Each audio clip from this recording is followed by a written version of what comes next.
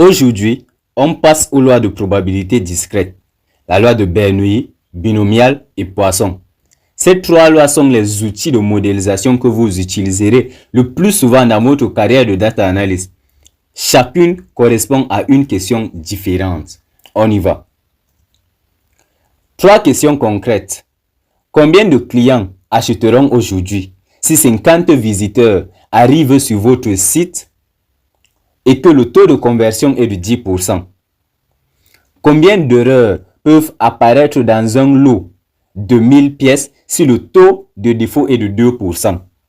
Et combien d'appels téléphoniques un centre recevra dans la prochaine heure si la moyenne est de 5 appels par minute? Ces questions sont respectivement binomiales, binomiales encore et Poisson, qui y répondent à chacune de ces situations. On repart sur l'exemple de e-commerce. 50 visiteurs arrivent, 10% achètent en moyenne. On veut savoir quelle est la probabilité qu'exactement 5 visiteurs achètent. C'est une question binomiale. On veut savoir si on a en moyenne 3 ventes par heure, quelle est la probabilité d'avoir 0 vente dans la prochaine heure? Et ça, c'est une question de Poisson. Et pour un seul visiteur, on a les possibilités suivantes. Achète ou n'achète pas.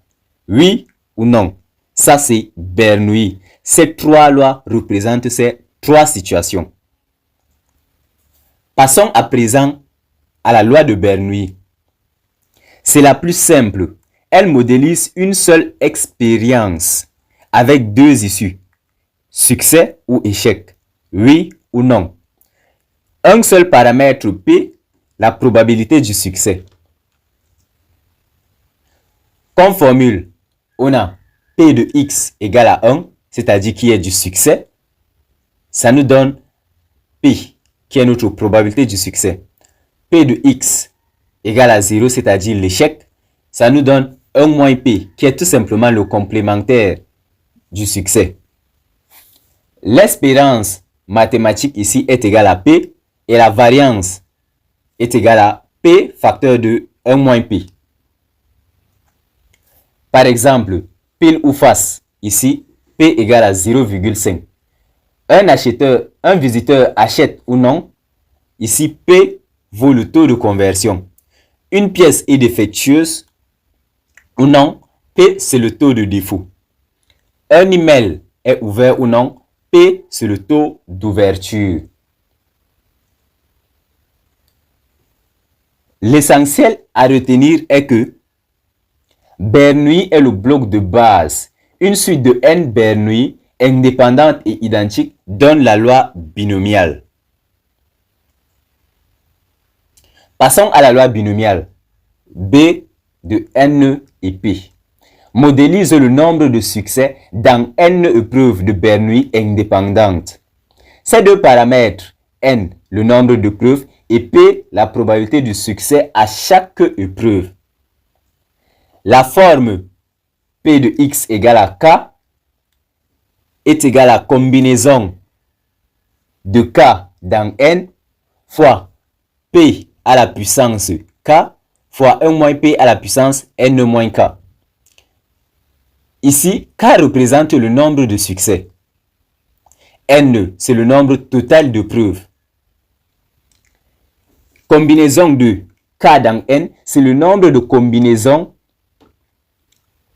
Ça permet de compter toutes les façons d'avoir K succès parmi les N épreuves. L'espérance mathématique ici vaut N fois P et la variance vaut N fois P fois 1 moins P. Application.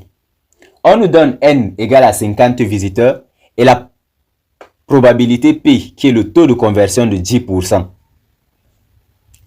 P de X égale à 5, c'est-à-dire qui est exactement 5 acheteurs parmi ces 50 visiteurs. C'est tout simplement la combinaison de 5 dans 50 fois la probabilité de succès exposant le nombre total de succès qu'on désire ici au départ, fois 1 moins la probabilité de succès, 1 moins P, 1 moins 0,1 qui donne 0,9, exposant N moins K.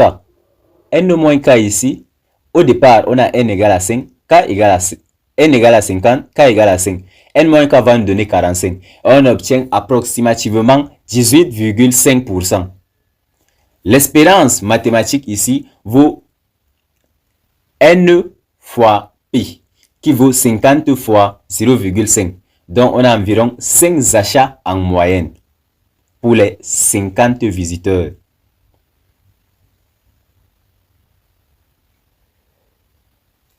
L'espérance donnant 5 achats en moyenne, la distribution est asymétrique à droite. Parce que P est petit, lorsque P est égal à 0,5, la distribution est tout simplement symétrique. Or, lorsque P est inférieur à 0,5, la probabilité qu'on a au départ, la distribution sera asymétrique à droite. Or, si P est plutôt supérieur à 0,5, la distribution sera asymétrique à gauche. Ici, il suffit de considérer P comme étant tout simplement la moyenne.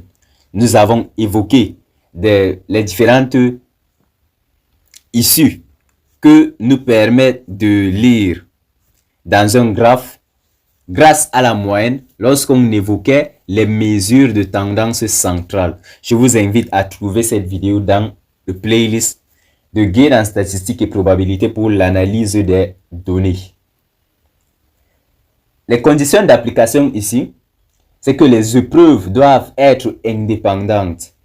P, la probabilité, ou bien le taux de conversion qu'on nous a donné ici, doit rester constant tout au long du déroulement des épreuves. Et N, c'est-à-dire le nombre total, ici, dans notre cas, c'est le nombre total de visiteurs, doit être fixé à l'avance.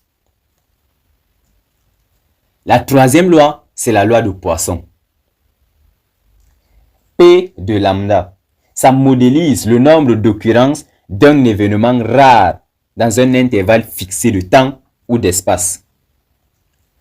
On a ici un seul paramètre, lambda, qui est le taux moyen d'occurrence.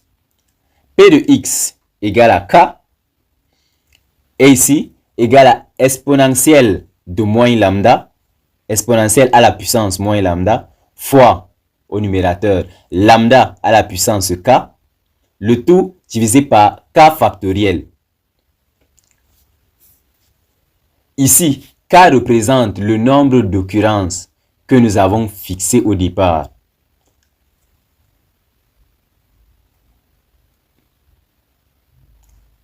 Espérance mathématique E de x égale à lambda. Et variance est aussi égale à lambda. L'espérance ici et la variance valent toutes deux lambda. C'est une propriété unique à Poisson. Espérance égale à variance. Par exemple, lambda égale à 3. 3 ventes par heure. Donc lambda égale à 3. On a P de x égale à 0. Ça nous donne quoi? Exponentielle de moins 3 fois 3 à la puissance 0. Le tout divisé par 0 factoriel. 0 factoriel est égal à 1. Tout nombre à la puissance 0 vaut également égal à 1. Ce qui va nous donner tout simplement exponentielle de moins 3. Et on a 0,050. Ça nous donne 5% de chance d'avoir 0 vente dans l'heure. C'est un chiffre utile pour alerter si on passe 2 heures de vente. Ce n'est pas normal. Si on passe 2 heures de vente avec 0 vente, ce n'est pas du tout normal. Et ce chiffre doit nous alerter. Prenons quelques applications typiques de la loi de Poisson. On a les appels reçus par un centre d'appel. Les défauts sur un tissu ou une surface, ce sont des cas en fait rares. Les clients arrivent dans une file d'attente. On parle de sinistre pour une compagnie d'assurance. Tout ça, ce sont des événements rares en fait. Et on utilise ici la loi de Poisson pour mieux comprendre ces événements, pour comprendre le pourcentage de chance de chaque issue. Et il faut noter que le lien avec la loi binomiale est que quand n est grand et p est très petit, la binomiale p comme paramètre n et p, la binomiale b plutôt, qui a comme paramètre n et p, peut être approchée par la loi de Poisson avec tout simplement lambda égale à n fois p, qu'on a mentionné ici en bas. Lambda égale à n fois p.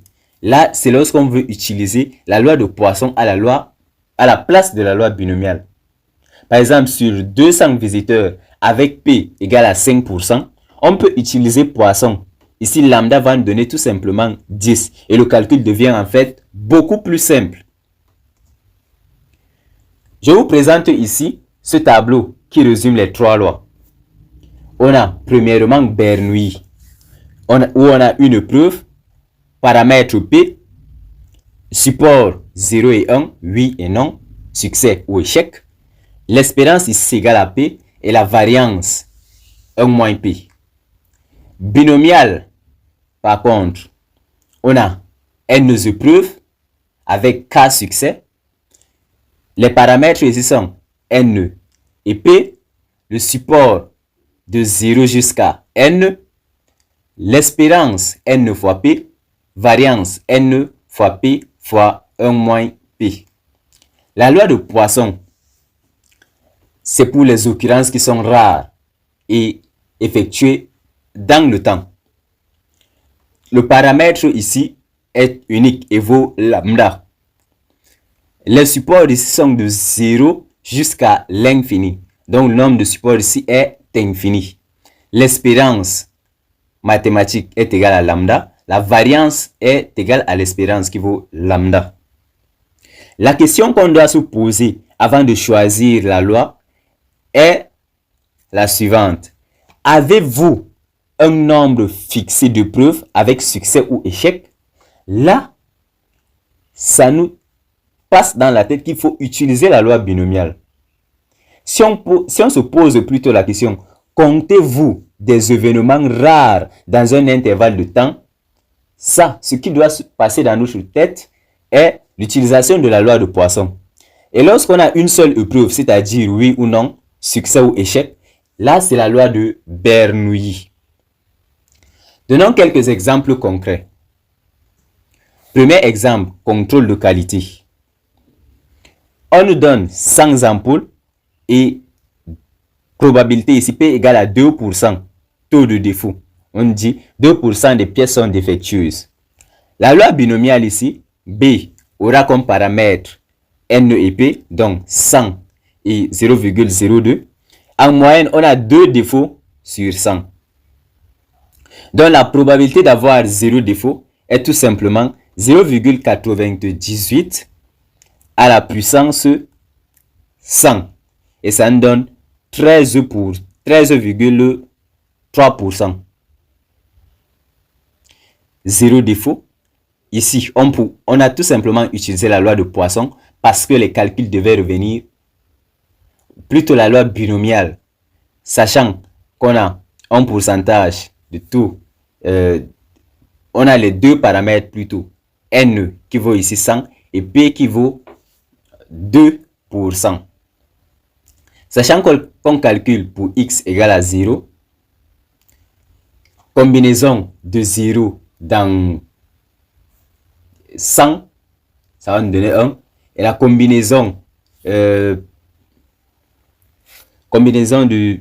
0 dans 100, ça va nous donner 1. P, ici, la probabilité d'avoir 0 défaut, c'est-à-dire le succès, ça vaut 1 moins 0,02. On trouve ici 0,98 à la puissance 100, parce que ici K sera égal à 100 ampoules en bonne fonctionnalité, sachant qu'on a 0 défaut, et 1 moins P, donc 0,02 fois à la puissance 100 moins 100, sachant que K ici est égal à 100, ça va nous donner à la puissance 0 et on aura 1. On obtient donc 13,3%. Exemple 2, centre d'appel. On utilise ici la loi de Poisson. On nous donne lambda égale à 5 appels par minute. La probabilité d'avoir exactement 3 appels, c'est tout simplement exponentielle de moins 5 fois 5 à la puissance 3, le tout divisé par 3 factoriel qui vaut 6. Et on obtient 14, approximativement 14%. Ce calcul permet de dimensionner les équipes pour les périodes creuses et les pics. C'est très utile d'utiliser la loi de Poisson pour ce genre de situation. Et enfin, on a le marketing. On nous présente 200 visiteurs par jour, c'est-à-dire 5% comme taux de conversion. L'espérance mathématique ici vaut 100 achats par jour. Si on nous demande la probabilité d'avoir exactement 15 achats, via la loi de Poisson, on obtient lambda qui vaut ici n fois p, donc 200 fois 0,05, on obtient lambda égale à 10. Et c'est facile de calculer. On obtient approximativement 3,5%. Et ce genre de situation est utile pour fixer les objectifs journaliers réalistes et alerter si on dépasse ou reste en dessous de la moyenne. Ce qu'il faut retenir ici, aujourd'hui, c'est que Bernoulli est une loi où il y a une seule épreuve et succès ou échec. C'est le bloc de base. Binomial nous présente le nombre de succès en n épreuves indépendantes. La loi de Poisson nous donne le nombre total d'occurrences pour les occurrences qui sont rares dans un intervalle de temps. La variance et l'espérance sont égales et valent lambda. Et ces trois lois sont partout dans la vie professionnelle, comme le marketing, la qualité, les files d'attente, les assurances et bien d'autres. Demain, on poursuit avec les lois continues, c'est-à-dire la loi normale, la loi exponentielle et la loi uniforme. Et on clôt la semaine 3. À demain pour une nouvelle vidéo.